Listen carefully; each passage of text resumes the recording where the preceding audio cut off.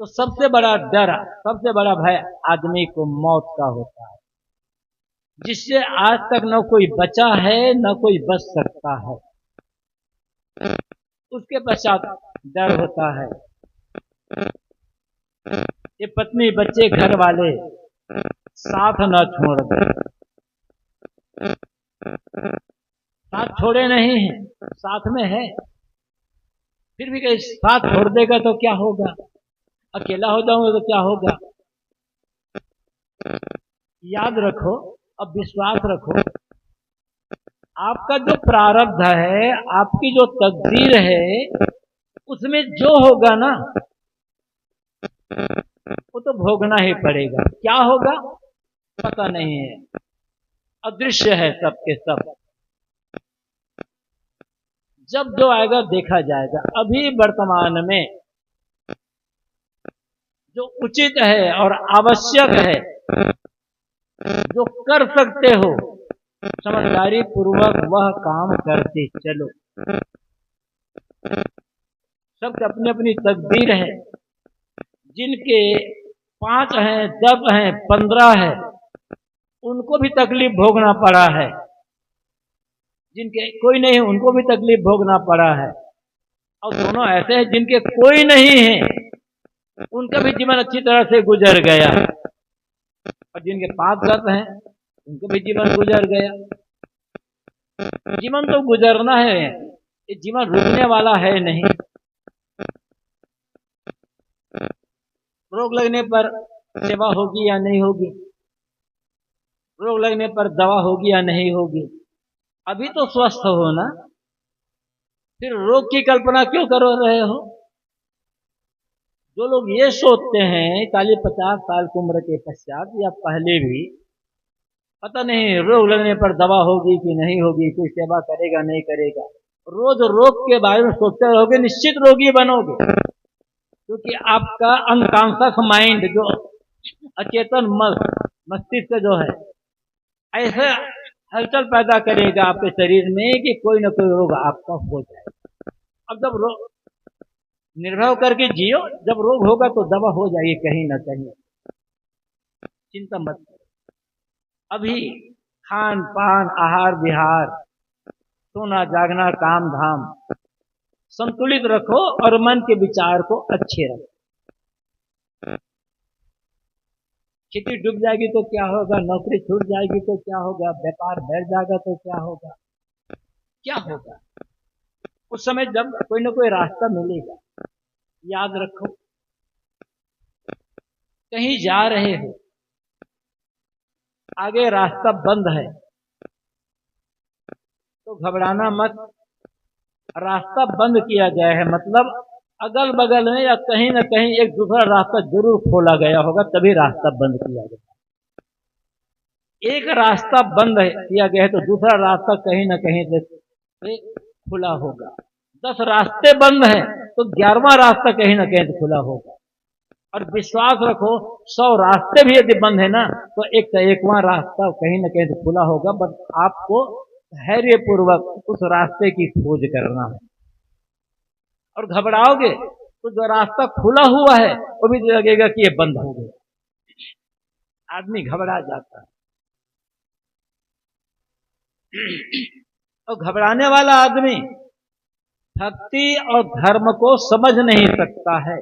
जो सच्चा भक्त होगा, सही अर्थों में भक्ति करता होगा और जो सही अर्थों में सही ढंग से धर्म रास्ते पर चलता होगा, वो आदमी बड़ी सी बड़ी मुसीबत आने पर घबराएगा नहीं।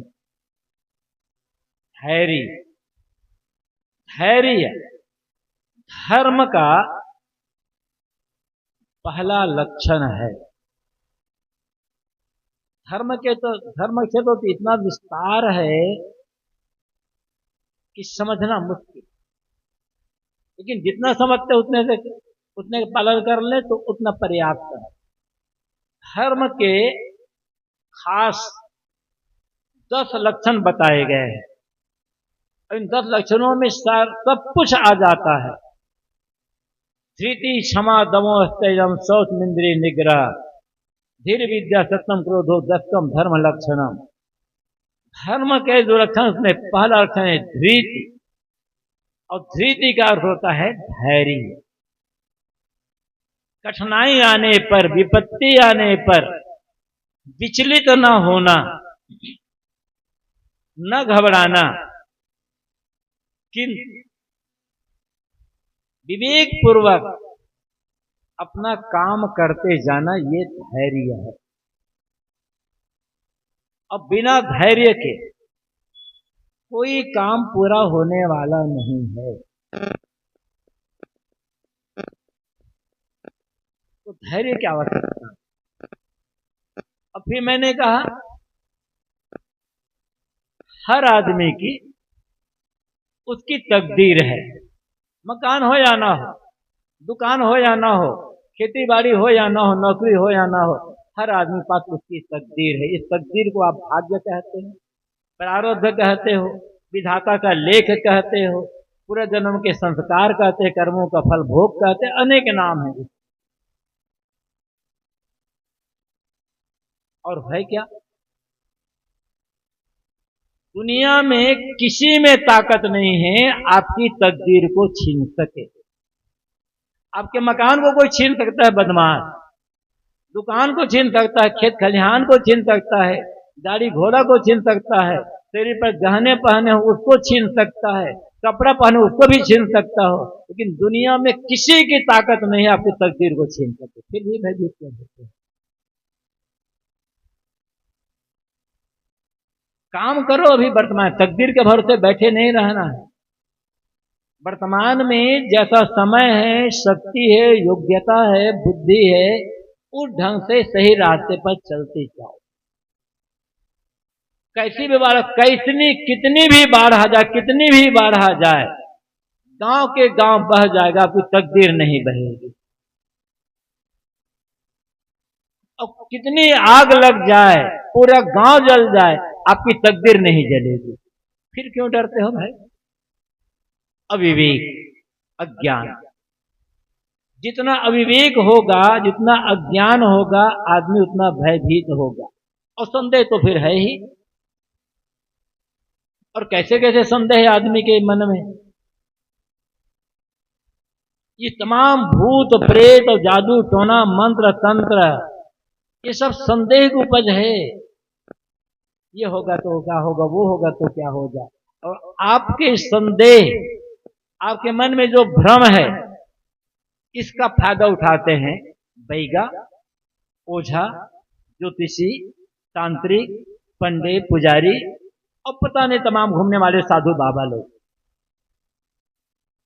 जितना आपके मन में संदेह होगा, भ्रम होगा, उतना आपको ठगने वाले मिलेंगे, क्योंकि आपको पहले ठगाने तैयार बैठे हो ना। कोई तो आए हमें ठगने के लिए, तो कोई ना कोई तो मिलेगा ही मिलेगा ठगने वाला। और संदेह नहीं है तब आपको कोई ठग नहीं पाएगा। कल राजस्थान से एक फोन आया था, अलवर जिला से, पारखी भक्त हैं। एक नागा साधु आया, नागा के डराया, हम तुम्हें ये कर देंगे, हम तुम्हें वो कर देंगे, हम ये सिद्धि है, हमें वो सिद्धि है। कहा ठीक है, कर दो, मैं खड़ा हूं, जो करना हो करो, मैं खड़ा हूं। अब क्या करेगा वो? कोई ऐसा मंत्र तंत्र नहीं है कि आपको कुछ का कुछ कर देगा वो। फिर उन्होंने उस साधु को खूब फटकारा, घर द्वार छोड़े, माता पिता छोड़े, जमीन जायदाद छोड़े, और यहां अगर फंस गए पैसे के लोभ में। अच्छा होता साधना करते, ते साधु होते तो तुम्हारा मान सम्मान बढ़ता। लोगों तो तुम तो डरा कर धमका करके पैसा लूट रहे हो, तो लूटने वाले बहुत मिलेंगे। यदि आप थोड़ा सा कमजोर हो जाओ, फिर ठगने वालों की कमी नहीं होगी। आदमी के जीवन में संकट तो आएगा ही आएगा। कोई आदमी ऐसा बचा नहीं है जिसके जीवन में कोई संकट नहीं आया हो। दो होता है, एक रोग बिना बुलाए आता है। कुछ तो आदमी बुलाते हुए रोग गलत खा खा करके। संयम रखने पर भी शरीर में रोग आ जाता है। और दूसरा संकट, कोई दुख, कोई विपत्ति। और होता क्या है, कोई रोग आपके पास है, आप किसी डॉक्टर के पास गए हो, डॉक्टर आपका कोई परिचित है, मित्र है, रिश्तेदार है, तब तो बात अलग। लेकिन आप डॉक्टर के चेंबर में गए, यदि आप मित्र नहीं है, अब अपरिचित है, डॉक्टर के चेंबर में गए तो समझ जाएगा आदमी रोगी है। और किसी वैज्ञ के पास, ज्योतिषी के पास गए, किसी तांत्रिक के पास, पंडित पुजारी के पास गए तो समझ जाएगा ये आदमी दुखी है, अपने आप बिना बताए। और दोनों दो बात पूछते हैं। डॉक्टर क्या पूछेगा, कौन सा रोग है। पंडित पुजारी या साधु और ये ज्योतिषी क्या पूछेगा, क्या दुख है। इसके बाद दोनों का एक प्रश्न होगा, डॉक्टर भी वही प्रश्न करेगा और ये तांत्रिक ज्योतिषी पंडित पुजारी वो भी वही प्रश्न करेगा, क्या करते हैं। यदि आप मजदूरी करते हो तो डॉक्टर आपको 50 रुपए दवा देकर के ठीक कर देगा। नौकरी करते हो तो 1000-2000 लगेगा, और बड़ा व्यापारी हो तो फिर 10-20-50,000। जितनी आपकी आमदनी डॉक्टर की उतनी लंबी दवा, और जितनी आपकी आमदनी उतनी ज्योतिषी बाबा की, पंडित पुजारी बाबा को दक्षिणा। दोनों के पूछेंगे। यदि ठगाना नहीं चाहते हो, भले आप महीना में 50,000 कमाना, 50,000 1 लाख कमाते हो, डॉक्टर पास जाओ, कहे डॉक्टर साहब बड़ी मुश्किल से जीवन चल रहा है, 1000-2000 में आपकी अभिमानी ठीक हो जाएगी। और किसी ऐसे संकट में जा किसी पंडित पूजा ज्योतिषी के पास कहा तो बड़े मुश्किल से जीवन गुजर होता है, कमरे तो 2 में पूजा पाठ ले जाएगा। अब कहा 1 लाख की कमाई है तो 20-50,000 फूकेगा, लूटेगा आपको। लुटाने तैयार बैठे हो ना आप लोग।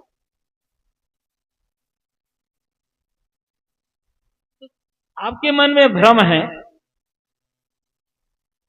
संदेह है, तो लुटने वाले तो मिलेंगे। और कैसे कैसे समझे, क्या क्या कर्मकांड, कैसे कैसे क्या क्या कर्मकांड। और ऐसा उनका ट्रिक होता है, ऐसी उनकी एक जालसाजी होती है, समझ नहीं पाओगे। सही घटना बता रहा हूं मैं, कैसे कैसे कैसे आपको लूटा जाता है। मान लो कोई साधु बाबा है, कोई ज्योतिषी है या कोई तांत्रिक है, अब उसके पास गए, पूछेंगे क्या क्या है, तो कहेगा कोई बात नहीं। कहेगा कि लगता है आपके घर में कोई बड़ा भूत आ गया है, कोई प्रेत आ गया है, कोई रात के ब्रह्म राक्षस आ गया है, कोई जिन है, कोई चुड़ैल है, कोई नक्शा, कोई बताए। ऐसा करो, हम 2-3 दिन बाद आपके यहाँ आएंगे, पूजा करेंगे और सब समस्या समाधान हो जाएगा, और हम बता देंगे सचमुच में आपके साथ क्या हुआ है, कैसे किया जा रहा है। ऐसा करो, सामने जो नारियल दिख रहा है ना, उसमें से एक नारियल ले लो और ले जाओ घर में, और अमुक जगह रख देना, देवकुरिया में या चौधरी चौरा में हमारा रख देना, और हम आएंगे और पूजा करेंगे। आपके घर का जो संकट होगा, वो संकट हम उसी नारियल में कैद कर लेंगे। आपने नारियल खरीद लिया, ले आए घर, 2 दिन 3 दिन 4 दिन बाद जैसा समय रहेगा उसके बाद तो आएगा। वो वैज्ञ भी आ सकता है, ज्योतिषी आ सकता है, तांत्रिक आ सकता है, कोई पंडित पुरोहित आ सकता है, कोई साधु बाबा भी आ सकता है, तो करने वाले पूजा पाठ का ढोंग करेगा, नाटक। आप समझेंगे ये तो सचमुच में पूजा पाठ कर रहे, मंत्र भी पढ़ेगा, वो भी पढ़ेगा, और नारियल ले लेगा और आपके घर में घूमेगा, और कुछ हड्डी हो या कोई ऐसा घुमाता रहेगा, कुछ करता रहेगा, बुदबुदाता रहेगा। फिर कहेगा देखो, अब तुम्हारे घर में जो आया था ना, जो कुछ किया था, वो सब हमने नारियल में कैद कर लिया है, अभी देख लेना क्या होगा। पूजा पाठ करके फिर आपको कहेगा इन नारियल को फोड़ो, तो उसमें क्या निकलेगा, कुछ बाल निकलेंगे, लाल इतनी बड़ी थोड़ी, कुछ पूरी लाल लाल चुनरी निकल जाएगी, कुछ बंधन का लाल रंग निकल जाएगा, कुछ और निकल जाएगा। कहा देखो ना ये हो गया था, मैं कहा था ना कुछ दिन किया है, नारियल भीतर मैंने कैद कर लिया। ये उनकी चालबाजी है। और कभी आप ऐसा जाओ और कहे कि नारियल खरीदो, वहां नारियल खरीदना, वो नारियल को फेंक देना, दुकान से नया नारियल खरीद देना, कुछ निकलने वाला नहीं है। वो नारियल उन्हीं के यहाँ खरीदा है ना, वो तो पहले से उसमें उसे भर कर रखे हुए हैं। दुकान से खरीदा नारियल ले जाओ, कुछ नहीं निकलेगा। उनके यहाँ से खरीदो नारियल तो जरूर निकलेगा। उनके आदमी लगे रहते हैं, नारियल जटा को छील करके वहां एक छेद होता है, उसको सुजा से ऐसे कर छेद देते हैं, कभी बंद कर देते हैं, वो उसमें भर देते हैं पहले। कोई और होगा तो क्या कहेगा, तुम्हारे घर में बड़ा जबरदस्त प्रेत लग गया है, या कुछ अब बताएगा भूत लग गया, बहुत जबरदस्त है। ऐसे ये मानने वाला नहीं। लेकिन डरना मत, हम हैं किस लिए? डॉक्टर क्या कहेगा, हम हैं किस लिए? वो क्या कहेगा, ज्योतिषी क्या कहेगा, हम हैं किस लिए? और वकील क्या कहेगा, हम हैं किस लिए? भाई कोई वकील बैठा हो, क्षमा करना, आप लेने कह रहा हूं, हम हैं किस लिए? डरना मत। आएगा, पूजा करेगा और आपसे कह देगा, आपके घर में जो कुछ हुआ था ना, चाहे ब्रह्म राक्षस हो, भूत भूत प्रेत हो, चुड़ैल हो, जो भी हो, हम उसको सामने, आपके सामने उसी मंत्र के बल पर भस्म कर देंगे। इस नारियल में से कैद कर लेंगे और मंत्र के बल पर तुम्हारे सामने से हम भस्म कर देंगे। आएगा, पूजा करेगा, वो भी नारियल लेकर के घूमेगा या कुछ करेगा, अब फिर नारियल रख करके फिर पूजा पाठ करेगा। अब कहो, बड़ा जबरदस्त भूत लगा था तुम्हारे घर में, ये तो सही समय पर तुम आ गए, पता नहीं क्या क्या हो जाता, या बड़ा सा राक्षस लगा था। लेकिन हमने उसको अपने मंत्र के बल पर इस नारियल में कैद कर लिया है, और अभी हम तुम्हारे सामने इसे हम मंत्र के बल पर जला करके राख कर देते हैं।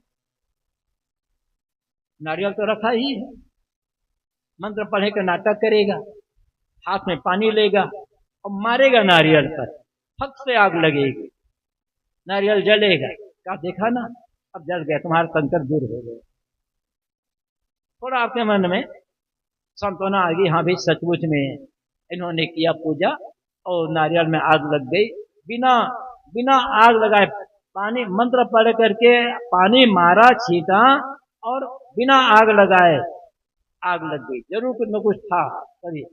थोड़ा सा आपका मन का भ्रम दूर हो जाएगा, और मन का भ्रम दूर हो जाएगा तो आपका संकट भी टल जाएगा।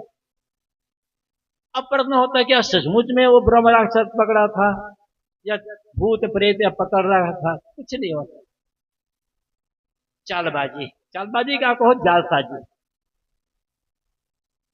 अब नारियल में आग कैसे लगती है? एक केमिकल आता है सोडियम, हल्का सा पीला रंग का होगा, उतना बड़ा सोडियम का टुकड़ा उस नारियल की जटा में छिपा देते हैं। और नियम क्या है, सोडियम में पानी पड़ा कि अपने आप आग लगी। कभी आप लोग हो किसी केमिकल से, लेकिन सावधानी पूर्वक काम करना। मंत्र पढ़ो तो, न पढ़ो तो, सोडियम में पानी पड़ा कि आग अपने आप लगना है। न भूत था, न प्रेत था, न मंत्र था, न तंत्र था, कुछ नहीं था। ऐसे तमाम चीजों की बात है, घबराने की आवश्यकता नहीं है, आपको निर्भय होना है। संकट तो आएगा, घबराओगे संकट बढ़ेगा, धैर्य रखोगे तो संकट टल जाएगा। एक से एक बड़े बड़े साधु महात्मा, पता नहीं क्या क्या है। कभी कभी आप लोगों ने देखा होगा, कुछ लोग आते हैं दिखाने के भी आते हैं, और लोगों को अपना अपना कि हम बड़े सिद्ध हैं बताने के लिए भी आते हैं। बर्फ की चिल्ली मंगाएंगे। अब बर्फ तो ठंडी होती है, एकदम ठंड, हाथ में पकड़ना भी मुश्किल होता है बहुत देर तक। उस बर्फ की सिल्ली पर एक बर्तन रख देंगे और बर्तन में डाल देंगे दूध और नाचेंगे, वहां पर मंत्र भी पढ़ेंगे और कहेंगे कि हमें ऐसी सिद्धि मिली है, या देवी ने या भगवान ने या हमारे गुरु ने हमें ऐसा वरदान दिया है कि हम इस बर्फ की सिल्ली पर रखे हुए दूध को गर्म करके उबाल देंगे। बर्फ तो वैसे ठंडी होती है, उस पर तो कुछ रखोगे, कोई चीज रखोगे तो वो चीज भी ठंडी हो जाएगी, लेकिन दूध उबलेगा। दूध तो उबलता है आग में रखने पर, आग जलाने पर ना, लेकिन बर्फ की सिल्ली पर वो दूध उबलेगा। कहेगा और नाचते भी हैं, मंत्र भी पढ़ते हैं, तो पता नहीं डमरू बजाते हैं, क्या क्या करेंगे। और उसी उबलते हुए खौलते दूध से स्नान भी कर लेंगे। ये देखो, इतना दूध खौल रहा था, बाहर उबल रहा था, हमने नहा लिया, हमारे शरीर पर कुछ भी दाग नहीं पड़ा, कुछ बोला नहीं पड़ा। और आप हम करेंगे तो क्या होगा, सब खुले पड़ जाएंगे। क्या सचमुच में दूध उबल रहा था गर्म होकर? एक ट्रिक है, एक केमिकल आता है कार्बन कार्बाइड। उसकी खासियत क्या है, जब भी दूध में या पड़ेगा तो कार्बन कार्बाइड गैस बनाता है। तो वो क्या कहते हैं, जब दूध डालते हैं उसी समय ट्रिक से करके दूध के साथ साथ कार्बन कार्बाइड को उस बर्तन में डाल देते हैं। अब दूध जब पड़ा कार्बन कार्बाइड में, तो कार्बन कार्बाइड तो गैस बनाएगा और गैस उठेगी ऊपर। जब गैस ऊपर उठेगी तो दूध को फेंकेगा बाहर। वो गैस उबल नहीं रहा है, दूध तो ठंडा है, लेकिन गैस जो बना है कार्बन कार्बाइड के अनुसार से, वो गैस को उबालेगा। उबाल मतलब फेंकेगा बाहर, लगेगा कि दूध उबल रहा है। दूध वैसे ठंडा है, उसे नहा लो, कुछ क्या होने वाला है। तमाम ऐसे केमिकल जो चीज होती है, इन्हें बहुत लंबा नहीं जाऊंगा मैं, बहुत है बताने के हिसाब के लिए। तो ये सब क्या है, हाथ की सफाई, बात की सफाई, वस्तुओं की बनावट, रासायनिक द्रव्यों का मिश्रण, तमाम चीजें तो। साहब कहते हैं होय निशंक, निशंक हो जाओ, संदेह रहित, सही रास्ते पर चलो, लोगों से सही सच्चा व्यवहार करो और सही काम करो, फिर सारे संदेह से मुक्त हो जाओ। निर्भय होकर के जीवन जियो। धर्म का पहला काम है आदमी को निर्भय बनाना। जो आपको भयभीत कर दे वो धर्म नहीं हो सकता, वो अधर्म होगा। अब किस किस चीज से आप भयभीत होते हो, जड़ होते हो? पहली बात तो ये कि अज्ञान के कारण से आदमी भयभीत होता है, सत्य को न समझने के कारण। प्रकृति में सर्वत्र कारण कार्य की एक अटूट व्यवस्था, एक नियम है। उस नियम के अनुसार, व्यवस्था के अनुसार से ही सारी गतिविधियां चलती रहती है। और हमारे जीवन में नैतिकता के नियम है, कर्म के नियम है। जो आदमी नैतिकता के नियम का पालन करेगा, कर्म के नियमों का पालन करेगा, वो आदमी संदेह में नहीं रहेगा, वो भयभीत नहीं होगा, अंदर से निर्भय हो जाएगा।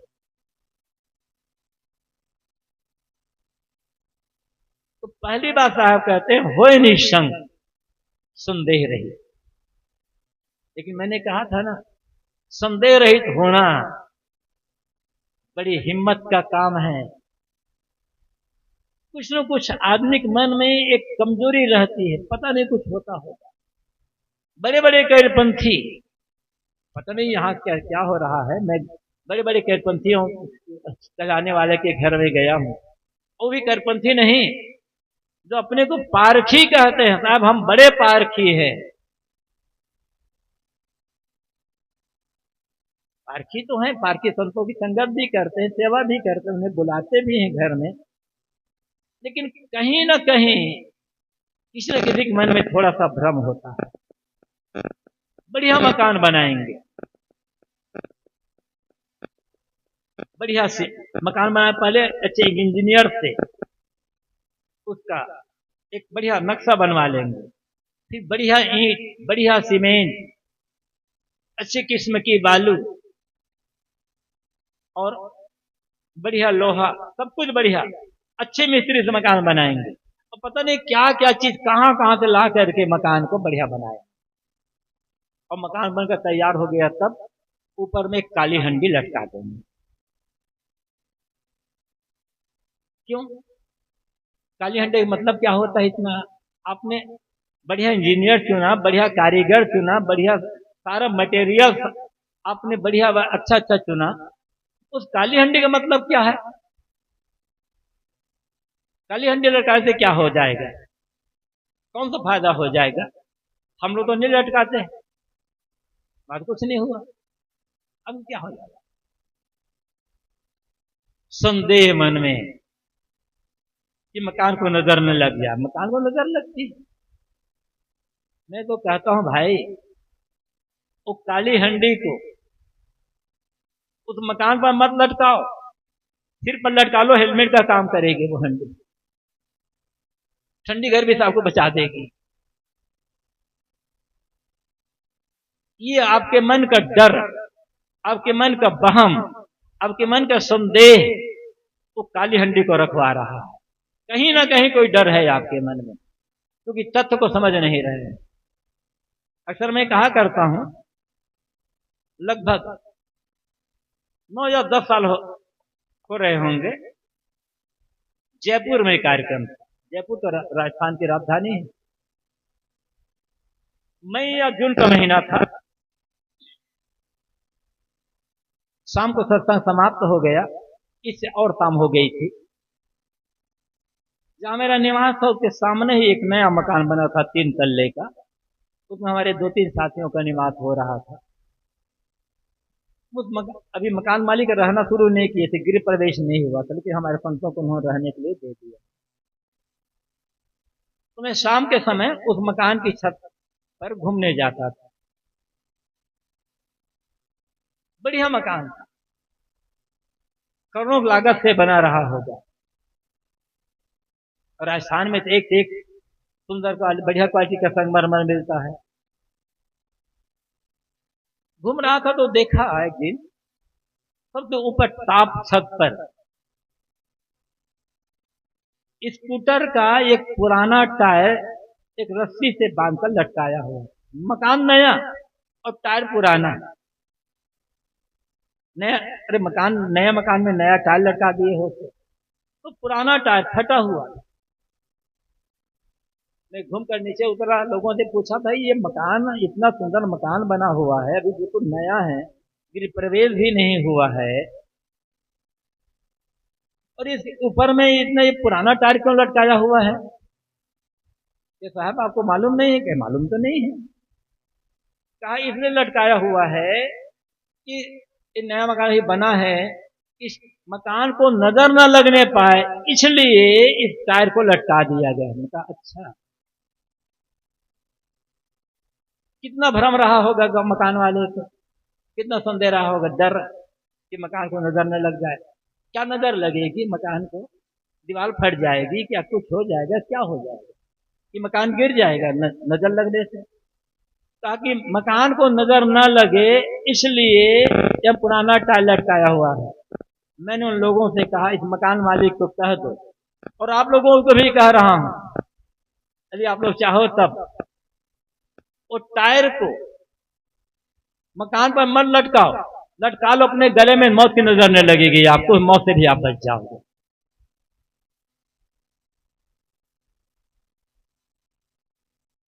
टायर लटकाने से क्या होगा? अब टायर लटका दिया तो क्या घर में कभी झगड़ा नहीं हुआ किसी से? घर में कोई बीमार नहीं पड़ेगा, घर में कोई बूढ़ा नहीं होगा, घर में किसी की मौत नहीं होगी? कौन ऐसा घर बचा हुआ है जहां आपस में थोड़ा बहुत इसका सुनिए ना होती होगी? कौन ऐसा घर बचा हुआ है जहां कोई बीमार ना पड़ता हो, कोई बच्चा फेल ना होता हो, या कोई काम ना बिगड़ता हो, कोई आदमी बूढ़ा ना होता हो, या व्यापार में घाटा ना हो तो किसी की मौत ना होती? हर जगह हर घर में तो होना ही है। फिर ये भ्रम में पड़ करके अपने मन को कमजोर क्यों कर रहे हो? आधुनिक युग है, 21वीं सदी है, नई नई टेक्नोलॉजी, और टेक्नोलॉजी बढ़ते बढ़ते आजकल क्या हो गया है, एआई का जमाना आ गया है, आर्टिफिशियल इंटेलिजेंस का जमाना। हम नहीं सोच सकते, वो सोच रही है मशीन। ये AI का जमाना है ना आजकल।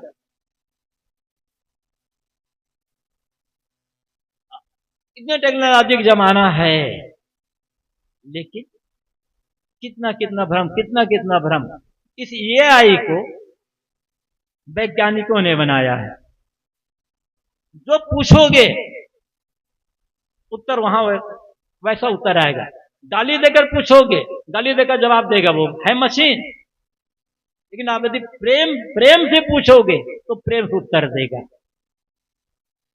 गाली देकर पूछोगे क्रोध से, तो वो भी क्रोध करते हुए गाली देकर जवाब देगा, है मशीन। और किसी प्रकार का प्रश्न पूछो उससे, हर प्रकार का उत्तर देगा। इस मशीन को, ये आर्टिफिशियल जो इंटेलिजेंस वाले है आई है मशीन, इसको वैज्ञानिकों ने बनाया है। और वैज्ञानिक बड़े ईमानदार होते हैं, वो झूठ नहीं बोलते, किसी को धोखा नहीं देते। कदाचित इस AI वाली मशीन को, जैसे मोबाइल है, हम यहां बैठे हैं, दुनिया के किसी भी कोने में रहने वाले आदमी से हम यहीं बैठे बात कर सकते हैं, सेकंड नहीं लगेगा बात करने में। वहां कोई घटना घट रही हो, वीडियो कॉल कराओ, बस हम घटना यहां देख सकते हैं तत्काल। इसमें भी नियम काम कर रहा है, प्रकृति का नियम ही काम कर रहा है। तो इस मोबाइल को भी वैज्ञानिकों ने बनाया, और ईमानदार है। वो कहता है कि ये नियम इस मोबाइल में काम कर रहा है, इससे मोबाइल काम कर रहा है। तो ये नहीं कहते कि हमने तपस्या की, हमें सिद्धि मिली ही है। और कहीं यदि इस मोबाइल का आविष्कार कोई साधु बाबा करता ना, तो झूठ बोलता, हमें भगवान की ओर से हमने तपस्या की थी, हमें भगवान ने वरदान दिया है, इसलिए हो। कोई पंडित पुजारी झूठ बोल जाता। वैज्ञानिक बड़े ईमानदार हो जाते हैं। कई अर्थों में तो धार्मिक कहलाने वाले लोग ही बेईमान हो जाते हैं, झूठे हो जाते हैं। मैं सबकी बात नहीं कर रहा हूं। इस जमाने में भी पता नहीं कैसे कैसे टेक्नोलॉजी। अब हम धरती को भेद करके ऊपर जाकर स्पेस में भी जा रहे हैं। सुना होगा ना आप लोगों ने, मोबाइल से या टीवी देखा होगा, सूर्य विलियम कितने दिन कितने महीने रह करके अभी लौटी है धरती पर, अंतरिक्ष में, जहां खाने पीने कुछ भी नहीं है, वहां रहकर जीवित लौटी है, अभी लौटी है वापस। विज्ञान इतना आगे बढ़ गया है, चंद्रमा तक तो हम पहुंच ही गए हैं, मंगल में यान भेजा ही जा चुका है, और जगह सब ये कर रहा है। लेकिन हम धर्म के नाम पर अब भ्रम में पड़कर कितने कितने पीछे चले जा रहे हैं। और कबीर साहब क्या कहते हैं, होय निशंक, आप सदुर कबीर की वाणी पढ़ो। यदि ईमानदारी पूर्वक सदगुरु कबीर की वाणी को पढ़ोगे, केवल 2-4 महीना, आपकी आधी मुक्ति हो जाएगी। पढ़ने मात्र से आधी मुक्ति होगी। किससे? भ्रम से, संदेह से, अंधविश्वास से, झूठी महिमा से, चमत्कार से। फिर आपको दुनिया में कोई भटका नहीं सकेगा, कोई आपको धोखा नहीं दे सकेगा। कबीरपंथी कहला करके भी आप कबीर साहब की वाणी नहीं पढ़ पाते हो ना। एक मुसलमान कुरान जरूर पढ़ेगा। कोई ऐसा मुसलमान नहीं होगा जिसके यहां कुरान शरीफ ना हो। और जैसे उसका बच्चा 4-5 साल का हुआ, कुरान पढ़ना उसे सिखाया जाता है, नमाज पढ़ना उसे सिखाया जाता है। और आप लोग क्या करते हो? अरे जो मानते हो, राम को मानते हो तो रामायण पढ़ना सिखाओ बच्चे को। कृष्ण को मानते हो तो गीता पढ़ना तो सिखाओ। जो मानते हो वो तो सिखाओ। कबीर को मानते हो तो कबीर की वाणी साहब की वाणी पढ़ना तो सिखाओ। बचपन, कल मैंने कहा था ना, आज सुबह ही कहा था, बच्चे का पहला गुरु उसकी मां होती है, फिर पिता, और बच्चे की पहली पाठशाला उसका घर होता है। तो आप अपने संस्कार तो देना शुरू करो ना, अपनी ओर से कोई चूक मत करो। बच्चा पढ़ना भी चाहता है, यदि कोई धार्मिक ग्रंथ, माता पिता डांट देते हैं, तुम्हारे पास तुम्हारे कोर्स की इतनी इतनी किताबें पढ़ी, तुम कोर्स किताब नहीं पढ़ो, ये पढ़ रहे हो, आप खुद बिगाड़ रहे हो। कहते साहब बच्चा तो कल जुगी निकल गया, बात नहीं मान रहा। आप सत्संग में आते हो, अच्छी बात है कि आपके घर में जवान बेटा बहू नहीं है, 10 साल 12 साल 15 साल 20 साल 25 साल के नहीं है। मान लो बड़ा हो गया, नहीं मानते, 10-12 साल बच्चा तो बात मानेगा ना, आधा 10 मिनट तो पहले बैठेगा। रमान हो रही है वहां ले जाओ, भागवत कथा हो रही है वहां ले जाओ, जो आपका मन है वहां तो ले जाओ, कुछ तो संस्कार पड़ेगा, कुछ तो अच्छा होगा। लेकिन नहीं, बच्चा क्रिकेट खेलेगा, आप मना नहीं करोगे। बच्चा टीवी देखेगा, कार्टून देखेगा, मना नहीं करोगे। बच्चा दोस्तों यार दोस्तों साथ घूमने जाएगा, मना नहीं करोगे। यदि सत्संग में चला जाए तब मना कर दोगे, कोई ज्ञान के ग्रंथ पढ़ेगा तब मना कर दोगे, किसी सज्जन भक्त के पास बैठेगा तब मना कर दोगे, और शिकायत क्या करोगे? कलयुग का जमाना, बेटा बहु बात नहीं मानते, बिगाड़ा कितने हैं। ये कलयुग जमाना कहां से आ गया? मैं ये कह रहा था कि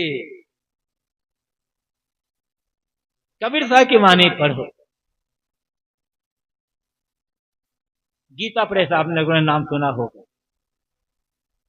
एकदम भ्रम वाली बातें ही बात, बहुत अच्छी पुस्तकें भी छापते हैं गीता प्रेस में, गोरखपुर में सैकड़ों किस्म की पुस्तकें उनके हाथ से है। कल्याण पत्रिका निकलती है, लगभग 100 साल पूरा होने जा रहा है, यदि 2 साल बाकी कल्याण। बहुत पहले की बात है, बहुत पहले किसी ने संपादक को पत्र लिखा था कि मन अशांत रहता है, चंचल रहता, भटकता रहता है, भजन में बैठता हूं, ध्यान में बैठता हूं, मन ठहरता नहीं है, भागता रहता है मन, क्या करूं? कल्याण पत्रिका वाले कबीर साहब के विचार को बिल्कुल नहीं मानते, क्योंकि कबीर साहब एकदम पाखंड, अंधविश्वास और धर्म का खंडन कर देते हैं, तमाम देव देवता का खंडन कर देते हैं। लेकिन वो कल्याण पत्रिका संपादक ने लिखा था कि संत कबीर की वाणी पढ़ो, यदि मन चंचल है तो हमारा सामने होता है, संत कबीर की वाणी पढ़ो। और आप लोग कबीरपंथी कला कह के नहीं पढ़ पाते, है ही नहीं घर में, तो पढ़ोगे तो, और है भी तो पढ़ना नहीं। इसी छत्तीसगढ़ की बात है, बहुत दिन हो गए, एक अच्छे भगत गुरुदेव जी से मिलने के लिए आए। गुरुदेव जी ने पूछा, तो भगत जी कुछ ग्रंथ पढ़ते हो ना? देखिए आदमी कैसा चालाक है और चालाकी कैसा करता है, पूछ क्या रहे थे गुरुदेव जी, कोई ग्रंथ पढ़ते हो ना? उत्तर क्या देता, हाँ साहब पठेरा में माढ़े है। प्रश्न नहीं, पढ़ते हो नहीं पढ़ते हो? उत्तर क्या दिया जा रहा है? दवा, आप बीमार हो, डॉक्टर के पास जाते हो, डॉक्टर ने दवा आपको दे दी, या फिर डॉक्टर ने कहा ये दवा लिख दिया है मैंने, मेडिकल स्टोर से दवा जाकर खरीद लेना। चाहे डॉक्टर ने दवा दी हो या आपने मेडिकल स्टोर से दवा खरीदी हो, डॉक्टर ने कहा ये 10 दिन की दवा दे रहा हूं, 10 दिन बाद आना फिर मेरे पास दवा खाकर। अब 10 दिन के बाद डॉक्टर पास गए कि डॉक्टर साहब रोग तो दूर हुआ नहीं। डॉक्टर ने कहा जो दवा दी थी खरीदे थे ना, खाए थे ना? हाँ डॉक्टर साहब पठेरा में मारे है दवा। डॉक्टर क्या करेगा? पूजा करेगा आपकी, तुरंत भगा देगा। तो जैसे दवा देखने मात्र से, दवा का नाम जानने मात्र से, दवा को खरीद कर रख लेने मात्र से रोग दूर नहीं होगा, ऐसे ही ज्ञान के ग्रंथ खरीद तो लिए, पढ़ोगे नहीं तो अज्ञान दूर नहीं होगा। और शरीर के रोग से ज्यादा रोग मन का रोग है, और मन का रोग पैसे से नहीं मिटेगा, मठ मकान से नहीं मिटेगा, और बाहरी चीजों से नहीं मिटेगा। मन का रोग, मन का रोग मिटेगा सही ज्ञान से, और उस ज्ञान के अनुसार से आचरण करने से। ऊंचा से ऊंचा ज्ञान हो, बिना आचरण के वो ज्ञान कौड़ी बराबर भी नहीं होता। मैं ये कह रहा था, ये विज्ञान का जमाना है, नई नई टेक्नोलॉजी आ रही है, और इन सब का अब उपयोग कर, वहां तो उपयोग तो करोगे, एक से एक बढ़िया से बढ़िया मोबाइल ले गए, बढ़िया से बढ़िया गाड़ी, हर चीज बढ़िया से बढ़िया लोगे, पहनावा ओढ़ावा एकदम आधुनिक। शहरों में जाकर देखो, लड़के हैं लड़कियां हैं, पढ़ाई लिखे वाले, कुर्ता पजामा जींस का पहन रहे हैं, तो आजकल तो फटी जींस। पहले तो ये था कि फटे कुर्ता को, फटे कपड़े को सिला जाता था, आज बने बना के कपड़ा को फाड़ा जाता है, उसकी कीमत ज्यादा हो जाती है। अद्भुत जमाना है। तो बाहरी रहन सहन पहनावा में तो आधुनिक, ऐसा लगेगा कि एकदम आधुनिक है, लेकिन दिमाग तो सड़ा हुआ है ना, वही अभी भी। कहां से भ्रम से मुक्त हो पाओगे, संदेह दूर कैसे हो पाएगा। और कबीर साहब क्या कहते हैं, होए निःसंग, पहले संदेह रहित हो जाओ। जब तक मन में संदेह रहेगा, आप जीवन का आनंद नहीं ले सकते हो। जीवन का आनंद नहीं, किसी पर कोई संदेह नहीं, कुछ नहीं होता है। मैंने कहा, आप आज जो करोगे और आपके तकदीर में है, वो वही होगा। जब मैं घर से निकला था, उस समय की बात बता रहा हूं, 19वां साल मेरा चल रहा था जब मैं घर छोड़ा था। उस 19 साल की उम्र में भी कई बार संतों के साथ शमशान में रात में सोए, कुछ नहीं हुआ, भूत हम लोग कुछ नहीं करता, राजा डरते रहे हैं क्या। उसी शमशान में एक गाय का बछड़ा, एक कुत्ता, एक बकरी, तमाम जानवर पूरे रात भर आराम से सोएंगे, लेकिन आप जाओगे तब कांपते रह जाओगे कि भूत रह जाए। भूत उस गाय के बछड़े का कुछ नहीं बिगाड़ पाएगा। कुत्ता बिल्ली, उसी कब्र के भीतर चूहा रहता है, चींटियां रहती, भूत उसको कुछ नहीं कर पाते, और आपको रगड़ डालेंगे।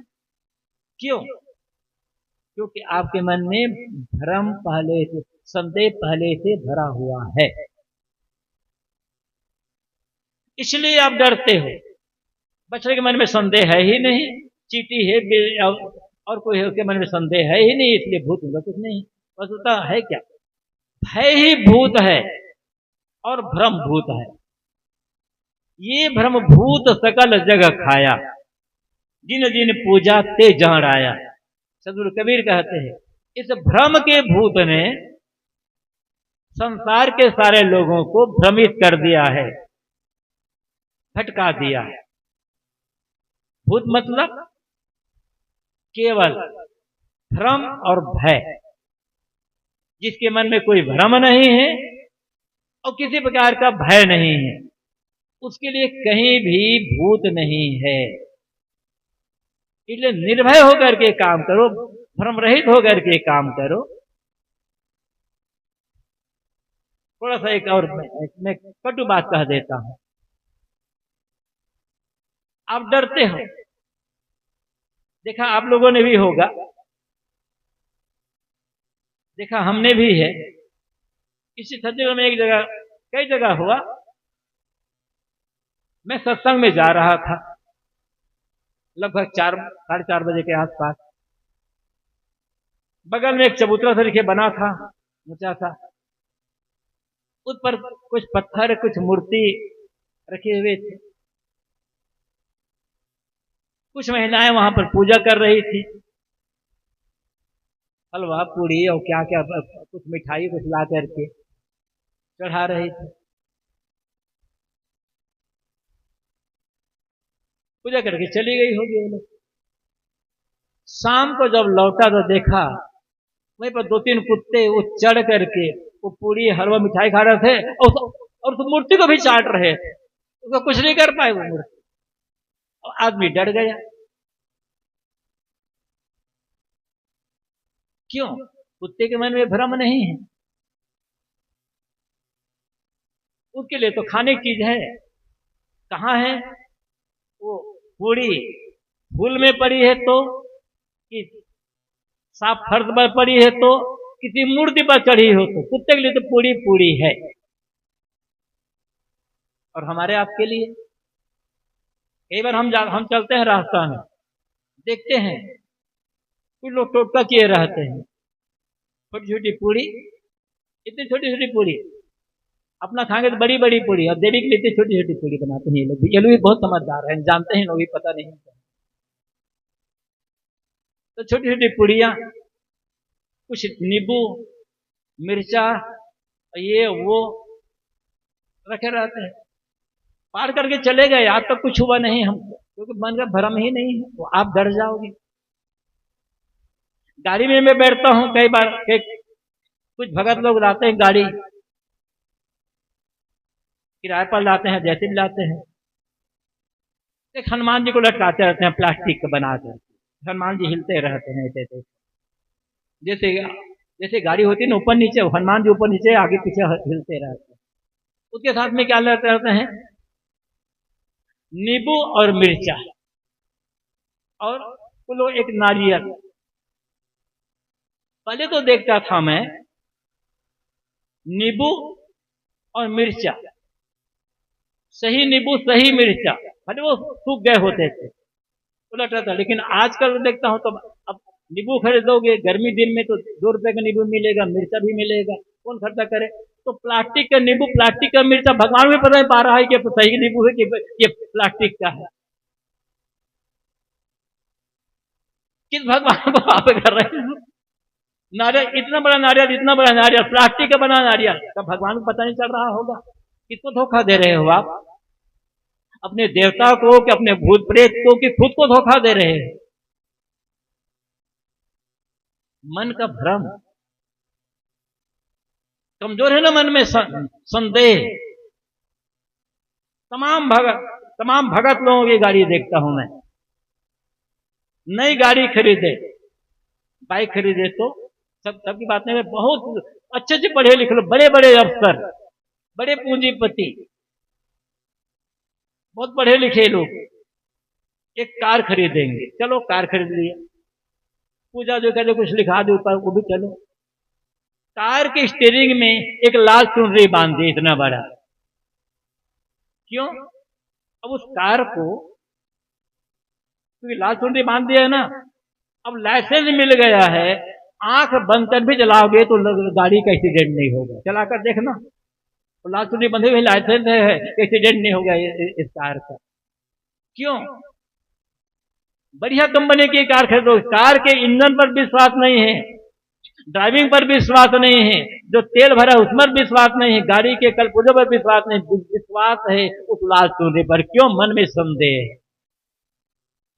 कहां तक बात कहेंगे, इसमें तो पूरा समय ही निकल गया। और कबीर साहब क्या कहते हैं? कोई नहीं संग, संदेह रहित हो जाओ। जब तक संदेह रहित नहीं होगे, डरते रहोगे। मैंने कहा कि डरोगे, संदेह है मन में, तो इतना सुंदर मानव जीवन पा करके आनंद से जीवन जी नहीं पाओगे। रामायण तो पढ़ते हो ना, उसी की बात ले लो, उसमें भी यद्यपि अंधविश्वास या भ्रम की बात बहुत है, लेकिन उसी की बात ले लो। राम को शाम को कहा गया था कि कल सुबह तुम्हारा रात तिलक होगा।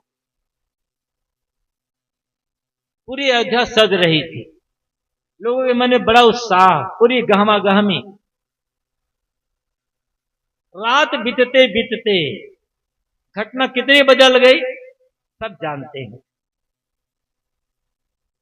सुबह राम को कहा गया कि भरत का राज तिलक और तुम्हारे लिए 14 वर्ष का वनवास, तापस वेश विशेष उदासी, तापस का भेष बनाना है, राशि वस्त्र पान करने जाना है, और विशेष उदासी, जंगल में रहना है 14 साल तक, किसी गांव नगर में नहीं जाना है, ये भी शर्त है। किसी का दिया खाना भी नहीं है, क्या खाओगे तुम जानो, तुम्हें अपने खाने के लिए व्यवस्था खुद करना है। ये शर्त उस वनवास के साथ। जिस आदमी को शाम को कहा गया था कि सुबह रात तिलक होगा, सुबह होते होते कहा गया तुम्हारा वनवास होगा। राम हाथ दिखाने गए थे गुरु वशिष्ठ के पास, गुरुजी देखे तो मेरे हाथ में कुछ कौन सा ग्रह हो गया, कोई राहु आ गया कि मंगल आ गया कि शनि आ गया कि कोई भूत प्रेत हो गया कि कोई ग्रह दशा हो गया, थोड़ा पूजा पाठ तो करवा दीजिए। कुछ किया राम ने? राम के बड़े गुणगान गाओगे और चीख चीख करके रामायण गाओगे, राम ने कुछ किया? चुपचाप चले गए जंगल। और राम पुजारी लोग क्या कर रहे हैं, कबीर पुजारी, कृष्ण पुजारी लोग क्या कर रहे हैं? कृष्ण ने कोई टोना टोटका किया?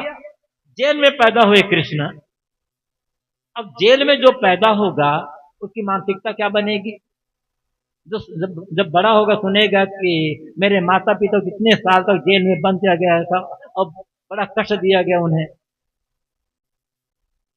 नंद यशोदा के यहाँ पालन पोषण हुआ, बचपन से ही कंस ने उन्हें मरवाने के लिए बकासुर, अघासुर और पूतना को, ये को, किसको किसको भेजा गया। कृष्ण ने कोई टोंडा टोटका किया? कोई पूजा पाठ करवाया? किसी बैगत ज्योतिषी तांत्रिक के पास कृष्ण गए? जीवन जिया उन्होंने, संघर्ष किया उन्होंने, और सारी कठिनाइयों को हंसते हंसते पार करके। राम तो रोए हैं सीता के हरण हो जाने के पश्चात, वाल्मीकि रामायण में भी रुलाया गया है राम को, और गोस्वामी जी ने तो खूब रुलाया है। गोस्वामी जी ने यहां तक करवा दिया कि पेड़ पौधे से भी पूछते हैं राम कि तुमने सीता को देखा है क्या? राम तो रोते हैं, लेकिन कृष्ण कहीं भी नहीं रोते हैं। कृष्ण, उनके आंखों में आंसू मानो है ही नहीं, मतलब इतना धैर्य, इतना साहस। और कृष्ण पुजारी लोग क्या कर रहे हैं? कबीर साहब को इतना कष्ट दिया गया था। जो आदमी, जो बच्चा गरीब जुलाहा मीरू निमक यहां पाले पोसे गए, गरीबी में पालन पोषण हुआ, भयंकर गरीबी में 24 घंटे में एक बार भरपेट भोजन मिल जाए तो भी बड़ी बात होती थी। उस समय आधे पेट सोना पड़ जाता था कई बार, इतनी गरीबी। पढ़ने लिखने की क्या सुविधा हुई? कुछ नहीं। घराना क्या है सब जानते हैं।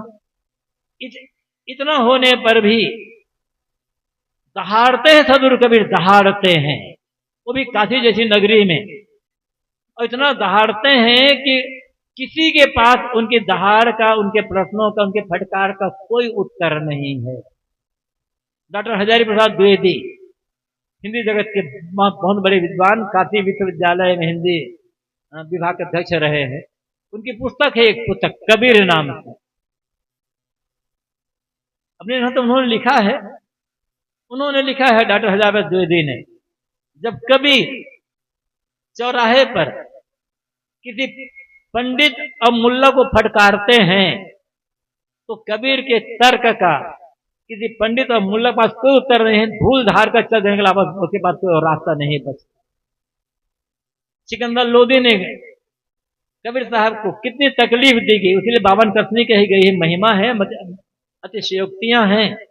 लेकिन कबीर साहब ने कोई पूजा की?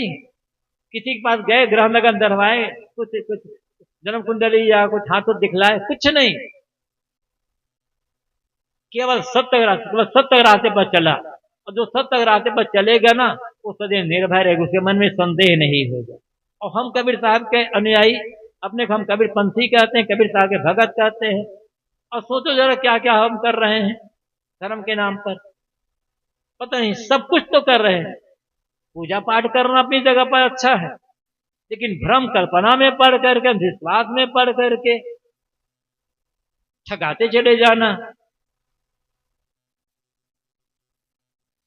यही है संदेह का परिणाम। तो मैंने कहा अज्ञान, अज्ञान जितना ज्यादा होगा उतना आदमी संदेह में रहेगा। लोभ जितना ज्यादा होगा आदमी उतना भयभीत रहेगा। मोह जितना ज्यादा होगा आदमी भयभीत रहेगा। इच्छा कामना जितनी अधिक होगी आदमी भयभीत रहेगा। सही रास्ते पर चलो,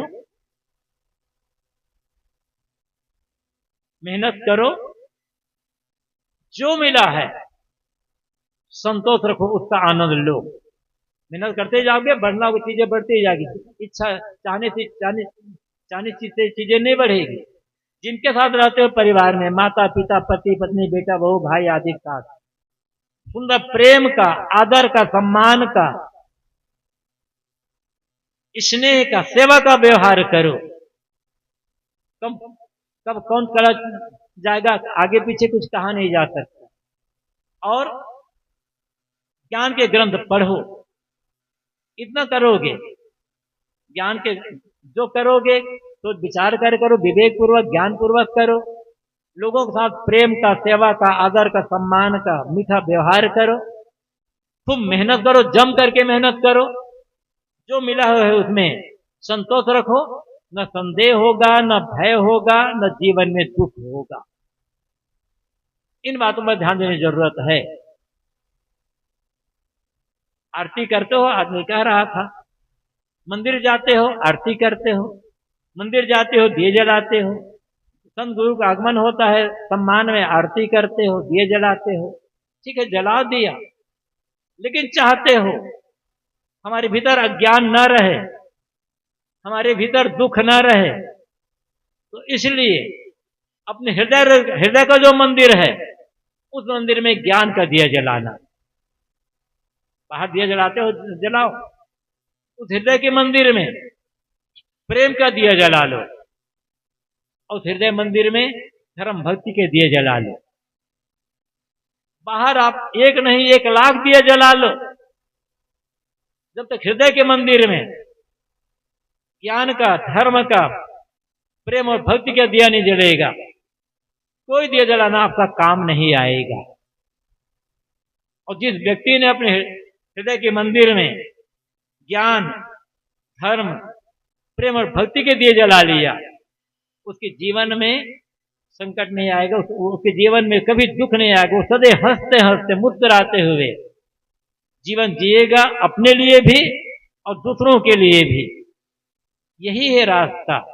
इसलिए कबीर साहब कहते हैं, होए निशंक, निशंक हो जाओ।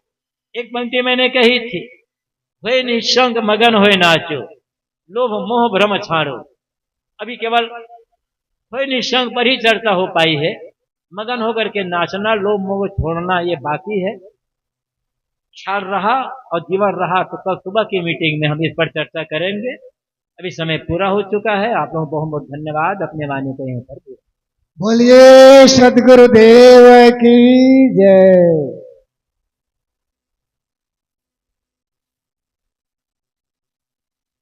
त्रिदिवसीय सत्संग समारोह